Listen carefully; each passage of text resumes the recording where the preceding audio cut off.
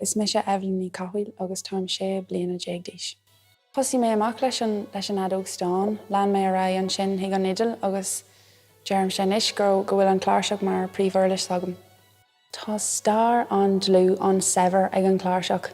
Bhí sé seinta ó bhí tús ama ann agus bhí tá scéalta ó fadó ann faoi na fianna agus bhí leirí linseí leis an chláirseach buinte leo. So tá star an sever aige agus lean sé ra ag fás, lean na hibhreacha ag fás. Bhí féilte ar nós féile i méil feiriste ann agus tá sin cáiliúil is saoil na chláirseoirí. Tháinig ton mór chláirseoirí hiag bar an uisce mar sin a dheartar. Agus tá neart chláirseoirí ann bhí láthair Líse Kelly, Michael mar sampla ionteachta sin. Agus tá cumas agus tá athrú ag teachtar thar na blianta, tá sé ag meascúla cinál cheoil difriúil tradiisiúnta pop. Bhís beag jazz in amanta a clistar agus tá athrú ag teachtar ó thaobh crá ó thaobh fuma. Agus tá sé ag athrú agus ag fás agus ag forbairt le gach bliana a imíon thart agus tá fíorhródú las.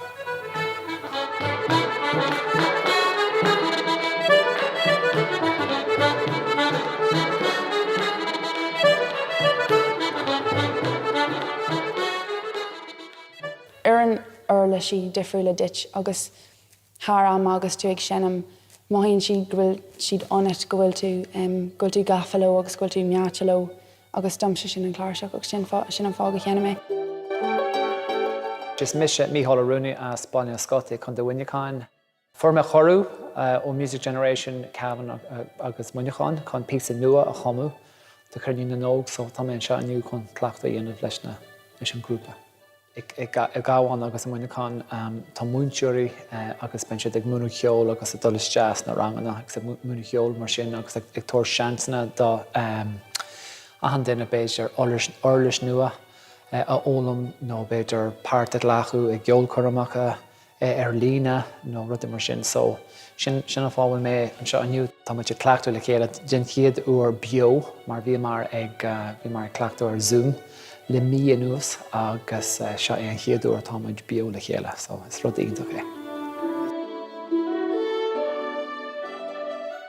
Bhíonn sé Jackar de Reinstein fólam ar Harlína, bíon na feibanna céine gach duine idir líon máil agus riomhar a lag nó ruí mar sin. But domsa go páircint an níor na feibanna sin an bhí Michael fíor feinach agus canáta linn Harlína. Fiú leis na rudí sin a bheith ar luí mehanana.